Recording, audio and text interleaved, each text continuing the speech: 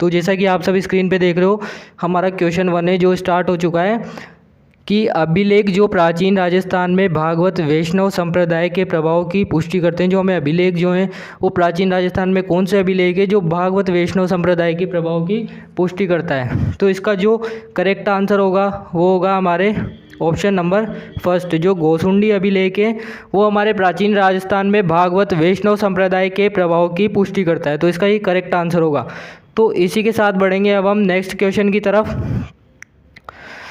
जो कि हमारा होने वाला है गोसुंडी शिलालेख से। जो गोसुंडी है वो शिलालेख कहाँ पे स्थित है, यानी कि कौन से ज़िले में हमारे गोसुंडी शिलालेख स्थित है। तो इसका जो करेक्ट आंसर होगा बच्चों वो होगा ऑप्शन नंबर सेकंड। जो गोसुंडी शिलालेख है हमारे वो है चित्तौड़गढ़ ज़िले में स्थित है। जो हमारा गोसुंडी शिलालेख है वो है चित्तौड़गढ़ में। तो इसका ऑप्शन सेकंड करेक्ट आंसर हो जाएगा। तो इसी के साथ बढ़ेंगे अब हम नेक्स्ट क्वेश्चन की तरफ, जो होने वाला है हमारा क्वेश्चन नंबर थर्ड। ये भी गोसुंडी अभिलेख से संबंधित है। जो गोसुंडी जो अभिलेख है डैश डैश डैश भाषा में लिखे गए थे। जो हमारे गोसुंडी अभिलेख है वो किस भाषा में लिखे गए थे। तो इसका जो करेक्ट आंसर होगा वो होगा ऑप्शन नंबर सेकंड। जो गोसुंडी अभिलेख है बच्चों वो संस्कृत भाषा में लिखे गए थे। और ये मोस्ट इंपॉर्टेंट क्वेश्चन है तो आप इसको नोट कर लीजिएगा। जो हमारे गोसुंडी अभिलेख है वो कौन सी भाषा में लिखे गए थे। और ये जो सभी क्वेश्चन जो हम आपको दिखा रहे हैं या आपको पढ़ा रहे हैं, ये सब क्वेश्चन लगभग प्रीवियस ईयर क्वेश्चंस में, प्रीवियस ईयर जो PY की जो पेपर आपके आ चुके हैं उनमें ये रिपीट हुए हैं। तो आप इनको ज़्यादा से ज़्यादा ध्यान रखिएगा और इनको नोट करते रहिएगा।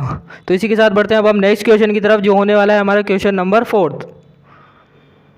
राजस्थान में संस्कृत का जो प्राचीनतम अभिलेख है कहाँ से प्राप्त हुआ है। जो हमारे राजस्थान में जो संस्कृत का जो पुराना यानी कि प्राचीन जो अभिलेख है वो कहाँ से प्राप्त हुआ था। तो इसका जो करेक्ट आंसर होगा वो होगा गोसुंडी से। जो राजस्थान में संस्कृत का प्राचीनतम अभिलेख है वो हमें गोसुंडी जिले से प्राप्त हुआ था। तो इसके ऑप्शन नंबर फर्स्ट और सेकंड और थर्ड जो है वो इनकरेक्ट हो जाएंगे और ऑप्शन फोर्थ हमारा करेक्ट आंसर होगा। तो इसी के साथ बढ़ते हैं अब हम नेक्स्ट क्वेश्चन की तरफ, जो होने वाला है हमारा क्वेश्चन नंबर 5। गोसुंडी शिलालेख निम्न में से किस लिपि में लिखा गया था। जो हमारा गोसुंडी शिलालेख था कौन सी लिपि में लिखा गया था। फर्स्ट ऑप्शन हमें दे रखा है आर्मेनियम, सेकंड ऑप्शन है हमारा भाब्रू, और जो हमारा थर्ड ऑप्शन है वो है देवनागरी लिपि, और जो फोर्थ ऑप्शन है वो है ब्राह्मी लिपि। तो इसका जो करेक्ट आंसर होगा वो होगा गोसुंडी शिलालेख हमारा है जो है ब्राह्मी लिपि में लिखा गया है। तो इसका जो करेक्ट आंसर होगा वो होगा हमारा ऑप्शन नंबर फोर्थ। तो इसी के साथ बढ़ते हैं अब हम हमारे नेक्स्ट क्वेश्चन की तरफ, जो होने वाला है क्वेश्चन नंबर 6। कौन सा अभिलेख महाराणा कुंभा के लेखन पर प्रकाश डालता है। जो हमारा अभिलेख है वो महाराणा कुंभा का जो लेखन है उस पर प्रकाश डालता है। तो इसका जो करेक्ट आंसर होगा वो होगा कीर्ति स्तंभ प्रशस्ति, जो कि हमारा सेकंड नंबर ऑप्शन है कीर्ति स्तंभ प्रशस्ति। इसका करेक्ट आंसर होगा। इसी के साथ बढ़ते हैं अब हम नेक्स्ट क्वेश्चन की तरफ, जो होगा हमारा क्वेश्चन नंबर 7। कीर्ति स्तंभ की प्रशस्ति की रचना किसने की। जो हमारे कीर्ति स्तंभ की प्रशस्ति की रचना की थी वो किसने की थी। तो इसका जो करेक्ट आंसर होगा वो होगा ऑप्शन नंबर थर्ड, कवि अत्रि M महेश ने कीर्ति स्तंभ की प्रशस्ति की रचना की थी। ये भी मोस्ट इंपॉर्टेंट क्वेश्चन है तो इसको आप नोट कर लीजिएगा क्वेश्चन नंबर 7 को। इसी के साथ बढ़ेंगे अब हम नेक्स्ट क्वेश्चन की तरफ, जो होने वाला है हमारा क्वेश्चन नंबर 8। निम्न में से किस प्रशस्ति के रचयिता अत्रि और महेश थे। तो ये भी हम आपने जब जैसा कि देखा क्वेश्चन नंबर 7 में भी इसका जो है वो क्वेश्चन आया था। तो ये क्वेश्चन वापस इसमें रिपीट हो रहा है, इसमें थोड़ा सा इसने चेंज कर रखा है। तो जो है हमारे निम्न में से किस प्रशस्ति के रचयिता अत्रि और महेश थे, तो वो है कीर्ति स्तंभ प्रशस्ति के रचयिता। तो इसमें हम लगाएंगे ऑप्शन नंबर फोर्थ। जो कीर्ति स्तंभ जो प्रशस्ति है उस प्रशस्ति के रचयिता हमारे अत्रि और महेश थे। तो इसी के साथ बढ़ते हैं अब हम नेक्स्ट क्वेश्चन की तरफ, जो होने वाला है हमारा क्वेश्चन नंबर 9। चीरवा शिलालेख के बारे में हमें सही कथन बताना है। जो हमारे इसमें 3 कथन दे रखे हैं उसमें से चीरवा शिलालेख के बारे में कौन सा सही है। तो इसका हम बताएंगे। जो है इसमें चीरवा शिलालेख के बारे में सही, तो इसमें जो आएगा आपके फर्स्ट, सेकंड और थर्ड, इसके तीनों पॉइंट सही है। ये तीनों पॉइंट आपको इसमें नोट कर लेना है अपनी नोटबुक में। जो चीरवा शिलालेख के इसमें बारे में इसने बता रखा है। जो हमारा फर्स्ट कथन है इसने बता रखा है 1273 ईस्वी में संस्कृत भाषा में ये उत्कीर्ण है चीरवा शिलालेख, जो कि करेक्ट है। सेकेंड हमारा इसमें कथन बता रखा है इसने रत्न प्रभसूरी इसके प्रशस्तिकार थे, जो ये भी करेक्ट है। और इसके जो शिल्पी देला थे, जो कि ये करेक्ट है, इसके जो शिल्पी थे वो देला थे। और जो फोर्थ ऑप्शन है वो है इसका इनकरेक्ट। जो ये अग्निकुंड से उत्पन्न राजपूतों का इसमें उल्लेख है, ये इसका एक इनकरेक्ट ऑप्शन है। तो इसके जो फर्स्ट, सेकंड और थर्ड जो इसके कथन दे रखे हैं वो हमारे बिल्कुल राइट है। तो आप इसको नोट कर लीजिएगा, क्योंकि कथन वाला क्वेश्चन है तो इसमें कोई ऑप्शन शो नहीं हो रहा है। तो इस वजह से आप इसके तीनों पॉइंट है जो चीरवा शिलालेख का टॉपिक डाल के उसमें नोट कर लेंगे। इसी के साथ बढ़ेंगे अब हम नेक्स्ट क्वेश्चन की तरफ, जो हमारा होने वाला है क्वेश्चन नंबर 10। चीरवा शिलालेख किस राजवंश के शासकों का उल्लेख करता है? जो हमारा चीरवा शिलालेख है कौन से राजवंश के शासकों का उल्लेख करता है? तो इसका जो करेक्ट आंसर होगा ऑप्शन नंबर सेकंड, मेवाड़ के गुहिल शासकों का ये उल्लेख करता है। जो चीरवा शिलालेख है वो हमारे मेवाड़ के गुहिल शासकों का उल्लेख करता है। इसी के साथ बढ़ेंगे अब हम नेक्स्ट क्वेश्चन की तरफ। 17वीं शताब्दी की जो रचना है राज प्रशस्ति महाकाव्य के रचिता कौन है? जो हमारी राज प्रशस्ति महाकाव्य, तो आपको इसमें नोट करने वाली जो चीज़ है राज प्रशस्ति महाकाव्य में, ये एक तो 17वीं शताब्दी की रचना है और जो इसके रचिता हैं वो है रणछोड़ भट्ट जी। तो इसका जो करेक्ट आंसर है वो होगा ऑप्शन नंबर 3। इसी के साथ बढ़ेंगे अब हम नेक्स्ट क्वेश्चन की तरफ। तो होने वाला है हमारा क्वेश्चन नंबर 12। किस शिलालेख या प्रशस्ति में मुगल मेवाड़ संधि का वर्णन है? जो कौन सा ऐसा शिलालेख या प्रशस्ति है जिसमें मुगल मेवाड़ संधि का वर्णन है? तो इसमें जो करेक्ट आंसर होगा वो होगा हमारी राज सिंह प्रशस्ति जो है ऑप्शन नंबर सेकंड, वो इसका करेक्ट आंसर होगा। राज सिंह प्रशस्ति शिलालेख में या फिर राज सिंह प्रशस्ति में मुगल मेवाड़ संधि का वर्णन है। तो इसी के साथ बढ़ेंगे अब हम हमारे नेक्स्ट क्वेश्चन की तरफ। जो भी हमारा नेक्स्ट क्वेश्चन है क्वेश्चन नंबर 13, जो राज प्रशस्ति का काल है, तो राज प्रशस्ति का कौन सा काल है? इसमें हमें ऑप्शन दे रखे हैं।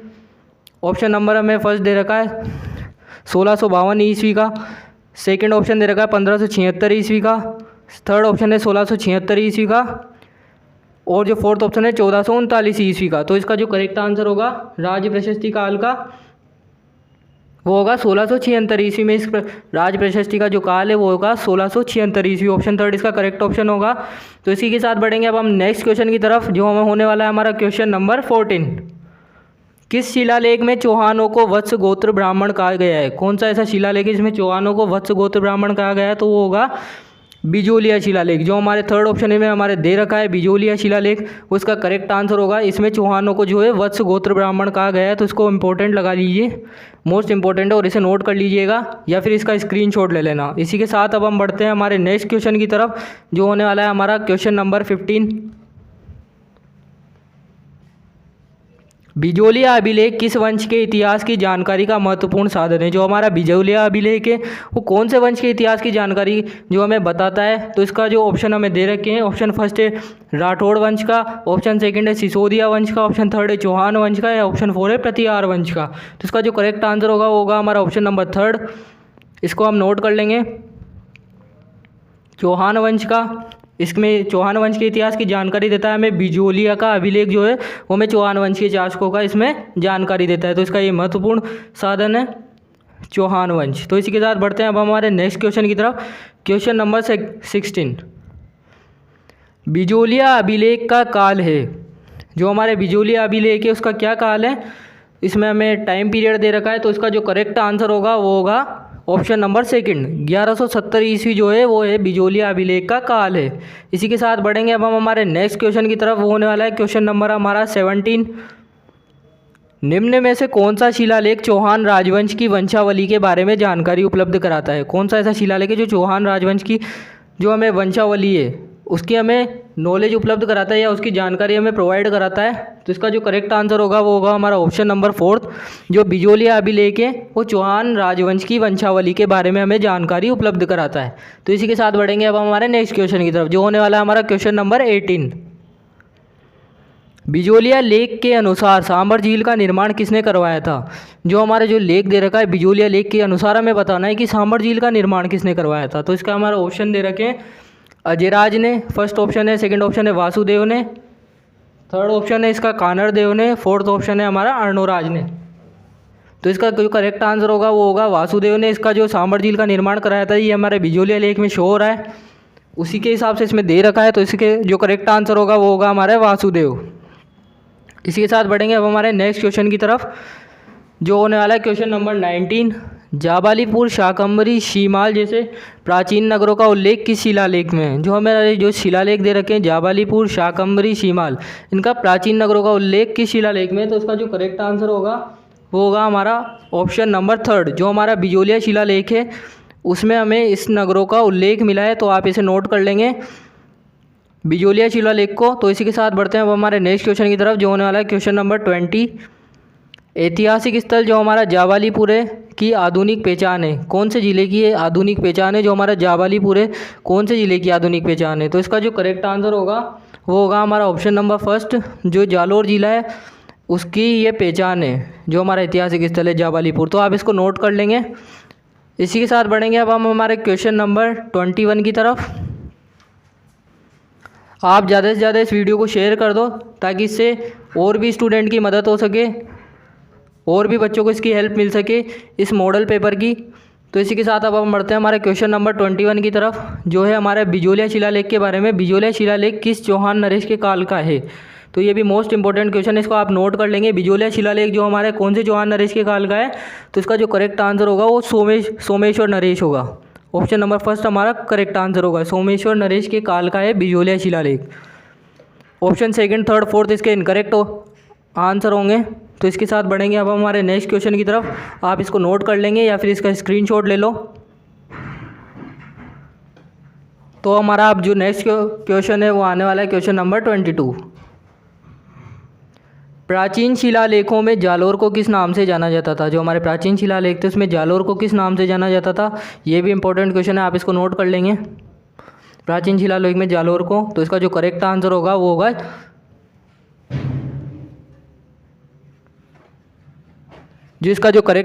वो होगा हमारे जाबिलपुर। इसी के साथ बढ़ेंगे अब हमारे नेक्स्ट क्वेश्चन की तरफ, जो होने वाला है हमारा क्वेश्चन नंबर 23। आबू के अभिलेख के लेखक कौन है? जो हमारा आबू का जो अभिलेख है उसके लेखक कौन है? तो उसका जो करेक्ट आंसर होगा वो होगा शुभचंद्र।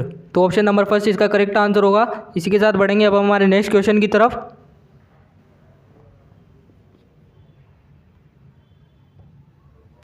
सूरतोत्सव के जो लेखक हैं वो कौन है? Option number 1 Mandan, option number 2 Someshwar, option number 3 Narpati, या ऑप्शन नंबर 4 राजशेखर। जो इसका करेक्ट आंसर होगा वो होगा हमारा सोमेश्वर, जो है सूरतोत्सव के लेखक हैं, जो इसका करेक्ट आंसर है। इसी के साथ बढ़ेंगे अब हमारे नेक्स्ट क्वेश्चन की तरफ, जो होने वाला है क्वेश्चन नंबर 25। रायसिंह की प्रशस्ति, जो रायसिंह की प्रशस्ति है हमारी जो दे रखी है उसका संबंध निम्नलिखित में किससे है? तो फर्स्ट ऑप्शन है इसका जयपुर के शासकों से, सेकंड ऑप्शन है इसका बीकानेर के शासकों से, थर्ड ऑप्शन है इसका उदयपुर के शासकों से, और जो फोर्थ ऑप्शन है वो है हमारा कोटा के शासकों से। तो इसका जो करेक्ट आंसर होगा वो होगा बच्चों ऑप्शन नंबर 2, जो इसका बीकानेर के शासकों से है इसका संबंध रायसिंह की प्रशस्ति का। इसको आप नोट कर लेंगे, ये भी इम्पोर्टेंट क्वेश्चन है, या फिर इसका स्क्रीनशॉट ले लेंगे और इस वीडियो को ज़्यादा से ज़्यादा शेयर कर दो। इसी के साथ बढ़ेंगे अब हम हमारे अगले क्वेश्चन पे, जो होने वाला है हमारा क्वेश्चन नंबर 26। कौन सा अभिलेख मंडोर के प्रतिहारों के इतिहास की जानकारी देता है? जो ऐसा कौन सा अभिलेख है जो हमें मंडोर के प्रतिहारों के इतिहास की जानकारी देता है? तो हमें इसमें दे रखे हैं ऑप्शन नंबर 1 अभिलेख संबोली, ऑप्शन नंबर 2 घटियाला अभिलेख, option number 3 Bijapur, option number 4 Arthuna. जो इसकी करेक्ट जो जानकारी देता है मंडारों के प्रतिहारों के इतिहास की जानकारी देता है वो होगा हमारा ऑप्शन नंबर 2। जो घटियाला अभिलेख है वो हमें इसकी इतिहास की जानकारी देता है, जो हमारा मंडोरों के प्रतिहार हैं उसके इतिहास की जानकारी देता है घटियाला अभिलेख। तो इसी के साथ बढ़ते हैं अब हम हमारे नेक्स्ट क्वेश्चन की तरफ।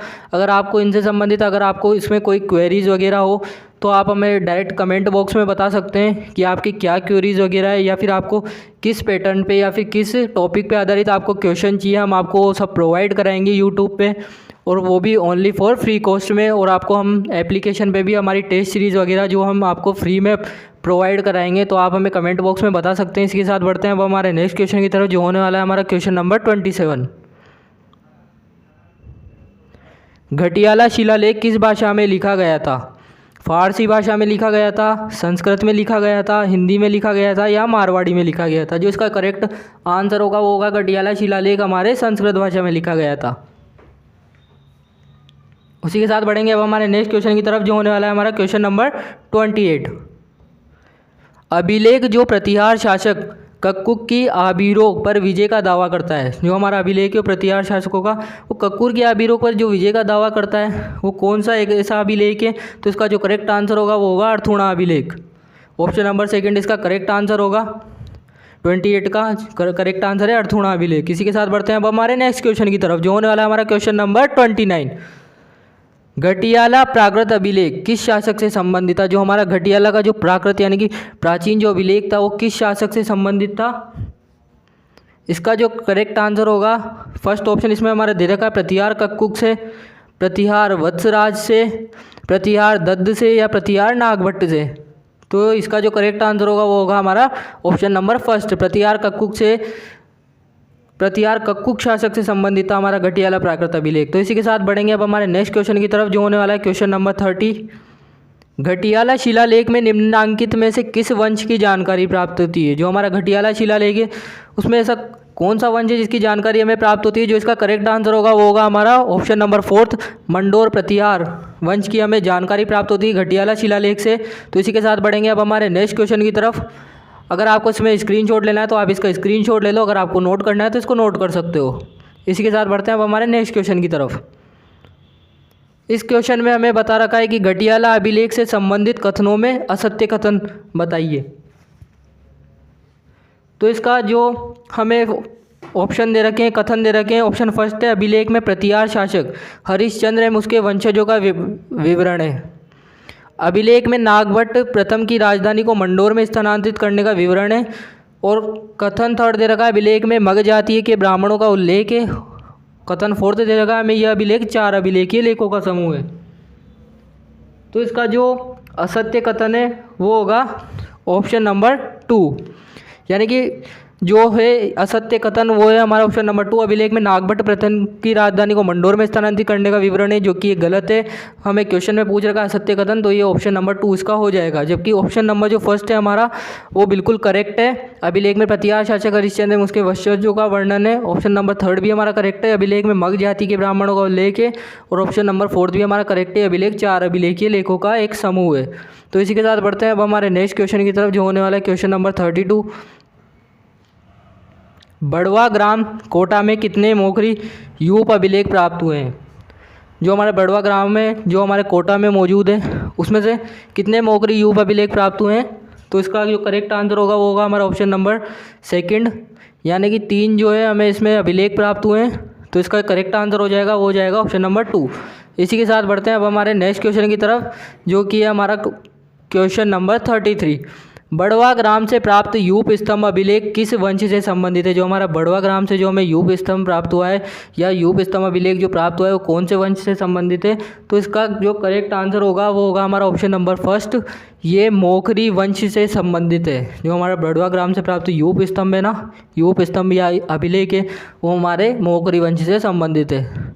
इसी के साथ बढ़ेंगे अब हमारे नेक्स्ट क्वेश्चन की तरफ। तो नेक्स्ट क्वेश्चन हमारा लेते हैं क्वेश्चन नंबर 34। उस अभिलेख को चिन्हित करना है हमें अभिलेख नीचे ऑप्शन में शो हो रखे हैं जो प्राचीन राजस्थान में वैष्णव संप्रदाय की उपस्थिति के साक्ष्य देता है। यानी कि जो हमारा प्राचीन राजस्थान था, यानी कि पौराणिक जो हमारा राजस्थान था उसमें वैष्णव संप्रदाय की उपस्थिति बताता है कि ये उस कैसे उपस्थित था, उसके जो हमें साक्ष्य देता है। तो इसका जो करेक्ट अभिलेख होगा वो होगा ऑप्शन नंबर सेकंड, जो हमारा बरनाला अभिलेख है वो इसका करेक्ट आंसर होगा। इसको आप नोट कर लेंगे, ये भी मोस्ट क्वेश्चन है, या इसका स्क्रीनशॉट ले लो। तो इसी के साथ बढ़ते हैं अब हमारे नेक्स्ट क्वेश्चन की तरफ, जो होने वाला है हमारा क्वेश्चन नंबर 35। कुंभलगढ़ प्रशस्ति के रचयिता हैं।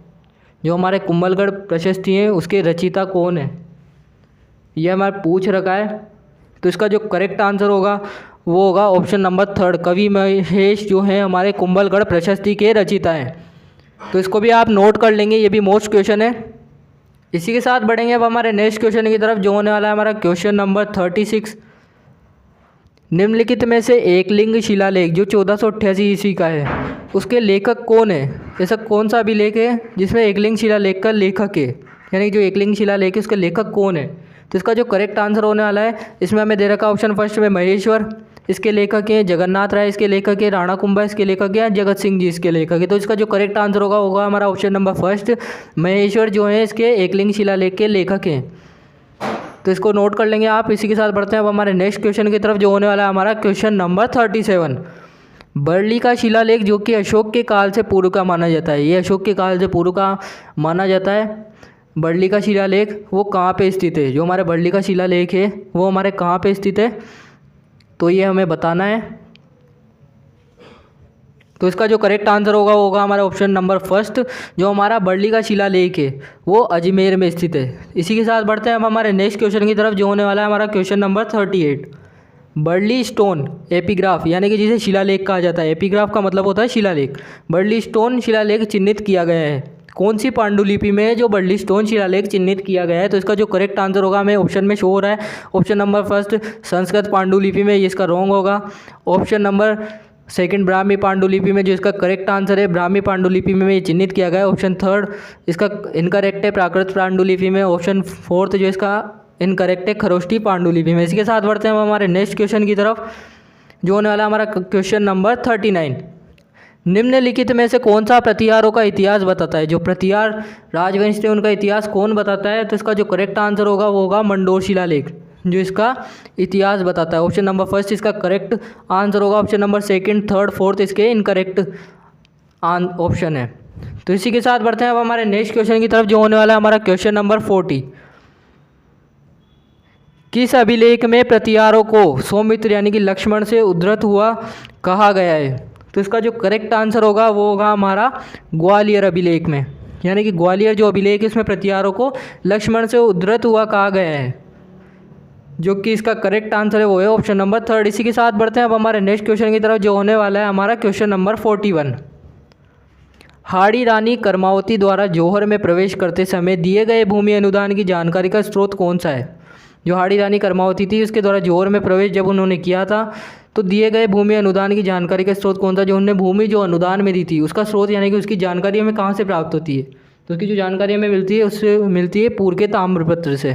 तो इसका जो ऑप्शन फर्स्ट है वो इसका करेक्ट आंसर होगा। और इसी के साथ बढ़ते हैं अब हमारे नेक्स्ट क्वेश्चन की तरफ, जो हमारा 42 वाला क्वेश्चन आने वाला है गाइस। तो इसी के साथ आप इस वीडियो को ज़्यादा से ज़्यादा शेयर कर देंगे, ज़्यादा से ज़्यादा इस वीडियो को बच्चों तक शेयर कर दोगे। तो इसी का साथ हमारा नेक्स्ट क्वेश्चन है जो आता है हमारा क्वेश्चन नंबर 42, जो होने वाला है हमारा किसानों से वसूल की जाने वाली विविध लाग और बाग का उल्लेख किसमें प्राप्त होता है। जो उनसे लगान वसूल की जाती थी किसानों से, उसका उल्लेख हमें किससे प्राप्त होता है। तो इसका जो करेक्ट आंसर होगा वो होगा ऑप्शन नंबर सेकंड, चीकली ताम्रपत्र से 1483 ईस्वी में इसका प्राप्त होता है हमें उल्लेख। तो इसी के साथ बढ़ते हैं अब हमारे नेक्स्ट क्वेश्चन की तरफ, जो होने वाला है हमारा क्वेश्चन नंबर 43। पाशुपत संप्रदाय से संबंधित गुरु विश्व रूप का उल्लेख किसमें मिलता है, यानी कि पाशुपत संप्रदाय से जो संबंधित थे गुरु विश्व रूप का उल्लेख हमें किसमें मिलता है। तो इसका जो करेक्ट आंसर होगा वो होगा हमारा ऑप्शन नंबर फर्स्ट, हर्ष पर्वत शिलालेख से हमें इसका जो है उल्लेख मिलता है। तो इसी के साथ बढ़ेंगे अब हमारे नेक्स्ट क्वेश्चन की तरफ, जो होने वाला है हमारा क्वेश्चन नंबर 44। महाराणा कुंभा के समय का प्राचीनतम ज्ञात अभिलेख विक्रमी संवत 1490 ईस्वी में प्राप्त होता है, वो कौन सा ग्राम है, यानी कि वो ऐसा कौन सा गांव है जिसमें महाराणा कुंभा के समय का हमें प्राचीनतम ज्ञात अभिलेख प्राप्त हुआ है। तो इसका जो करेक्ट आंसर होगा वो होगा हमारा ऑप्शन नंबर फोर्थ, यानी कि पतराड़ा गांव से हमें इसका अभिलेख प्राप्त हुआ है, जिसका करेक्ट आंसर होगा। ये मोस्ट इंपॉर्टेंट ये भी क्वेश्चन है, इसको आप नोट कर लेंगे नोटबुक में। इसी के साथ बढ़ते हैं अब हमारे नेक्स्ट क्वेश्चन की तरफ, जो होने वाला है हमारा question number 45। Barley stone epigraph शिलालेख चिन्हित किया गया है, ये हमारा क्वेश्चन रिपीट हो गया है। जो हमारा बर्ली स्टोन एपिग्राफ शिलालेख था वो चिन्हित किया गया है, वो होगा इसका correct answer option number second, Brahmi पांडुलिपि में, जो भी थोड़ी देर पहले भी आया था। ये क्वेश्चन आपका थोड़ी देर पहले भी आया था, तो इसको आप नोट कर लेंगे और स्क्रीनशॉट ले लेंगे। इसी के साथ बढ़ते हैं अब हम हमारे नेक्स्ट क्वेश्चन की तरफ। निम्नलिखित में से कौन सा प्रतिहारों का इतिहास बताता है। तो इसका जो करेक्ट आंसर होगा वो होगा मंडोर शिलालेख, जो हमें प्रतिहारों का इतिहास बताता है। तो हम इसको थोड़ा सा रिवाइज कर रहे हैं ताकि आप इसको ध्यान रख सको, ये क्वेश्चन आपका रिपीट कर रहे हैं हम, ताकि आप हमें बता सको। कमेंट बॉक्स में आप इसका आंसर बताइए, आपको पता है, क्योंकि हमने अभी थोड़ी देर पहले क्वेश्चन बताया है, हमने रिपीट करा है जानबूझ के, ताकि आप इसका आंसर बता सको। इसी के साथ बढ़ते हैं अब हमारे नेक्स्ट क्वेश्चन की तरफ। किस अभिलेख में प्रतिहारों को सौमित्र लक्ष्मण से उद्धृत हुआ कहा गया है। तो इसका जो ऑप्शन है खटियाला अभिलेख से, जोधपुर अभिलेख से, ग्वालियर अभिलेख से, दौलतपुर अभिलेख से। तो आप इसका आंसर हमें कमेंट बॉक्स में बताइए। जैसे कि आप देख रहे हैं कि इसमें वापस रिपीट हुआ है ये क्वेश्चन, तो हमने इसको जानबूझ के इसमें रिपीट कराया ताकि आप हमें कमेंट बॉक्स में इसका आंसर बता सको, ताकि आपने वीडियो देखी है तो ये वीडियो आप हमें पता चल सके कि आप ये वीडियो लापरवाही से देख रहे हो या इसको आप बिल्कुल कंसिस्टेंसी से देख रहे हो। तो इसका जो करेक्ट आंसर होने वाला है आप हमें बताइए कमेंट बॉक्स में, हम देख रहे हैं आपकी कमेंट्स को। तो इसका जो करेक्ट आंसर होने वाला है वो होने वाला है ग्वालियर अभिलेख, यानी कि ऑप्शन नंबर 3 इसका करेक्ट आंसर होने वाला है। इसी के साथ बढ़ते हैं अब हमारे नेक्स्ट क्वेश्चन की तरफ। वो होने वाला है हमारा, हाड़ी रानी करमावती द्वारा जौहर में प्रवेश करते समय दिए गए भूमि अनुदान की जानकारी का स्रोत कौन सा है। तो ये भी हमने आपको बताया था थोड़ी देर पहले। तो इसका जो करेक्ट आंसर होने वाला है आप बताइए हमें कमेंट बॉक्स में कि इसका करेक्ट आंसर क्या होने वाला है। हाड़ी रानी करमावती ने जौहर में जब प्रवेश किया था तो उस समय भूमि अनुदान की जानकारी जो है हमें कौन से स्रोत से प्राप्त होती है। तो इसमें जो करेक्ट आंसर है वो होगा ऑप्शन नंबर 1 पुर के ताम्रपत्र से हमें इसकी जानकारी प्राप्त होती है। तो इसके साथ बढ़ते हैं अब हमारे नेक्स्ट क्वेश्चन की तरफ, जो होने वाला है क्वेश्चन नंबर 49। किसानों से वसूल की जाने वाली विविध लागों या लगानों का उल्लेख हमें किसमें प्राप्त होता है। तो इसका जो करेक्ट आंसर होने वाला है वो होने वाला है गाइस चीखली ताम्रपत्र से 1483 ईस्वी में। इसी के साथ बढ़ने वाले हैं हमारे क्लास के आज लास्ट क्वेश्चन की तरफ। जो हमारा लास्ट क्वेश्चन होने वाला है 50 नंबर वाला क्वेश्चन, उस पर हम बढ़ते हैं। जो लास्ट क्वेश्चन है हमारा, उससे पहले हम कहना चाहेंगे आप वीडियो को ज़्यादा से ज़्यादा शेयर कर दो। अगर आपने जयपुर क्लासेस का ऐप डाउनलोड नहीं कर रखा है तो आप उसको डाउनलोड कर लो। आपके वीडियो के डिस्क्रिप्शन बॉक्स में हम आपको लिंक प्रोवाइड कर रहे हैं, उसमें आपको जीएल प्रेडिट जो टेस्ट सीरीज़ है या प्रीवियस ईयर क्वेश्चन है आपको उसमें सब अवेलेबल मिलेंगे। बहुत से टेस्ट हमने आपको उसमें फ्री अवेलेबल करा रखे हैं और बहुत से ई बुक्स वगैरह हैं जिनके हम मिनिमम कॉस्ट में आपको अवेलेबल करा रहे हैं। तो आप ज़्यादा से ज़्यादा जयपुर क्लासेस ऐप को डाउनलोड कर लें। और कोई भी क्वेरीज है तो हमने आपको इसमें मॉडल पेपर में ऊपर हेल्पलाइन नंबर दे रखे हैं, आप इससे हमसे कॉन्टैक्ट कर सकते हैं। तो इसी के साथ हमारे लास्ट क्वेश्चन की तरफ बढ़ते हैं। जो हमारा एक क्वेश्चन नंबर 50, पाशुपत संप्रदाय से संबंधित गुरु विश्व रूप का उल्लेख किस में मिलता है। तो इसका जो करेक्ट आंसर होने वाला है वो होगा हर्ष पर्वत शिलालेख से हमें इसका उल्लेख मिलता है। तो ये है आज का हमारा, इसका जो करेक्ट आंसर है वो है ऑप्शन नंबर 1। तो इसी के साथ हमारी वीडियो समाप्त होती है, तो हम इससे आपसे विदा लेते हैं और इसी के साथ इस वीडियो को समाप्त करते हैं। हम आशा करते हैं कि आपका BSTC एग्ज़ाम्स में अच्छे नंबर आएँ, इससे आप अच्छे से आपको अच्छा कॉलेज मिल सके आपकी पसंद का, और आपके भविष्य के उज्जवल भविष्य की हम कामना करते हैं। इसी के साथ हम आपसे विदा लेते हैं। धन्यवाद।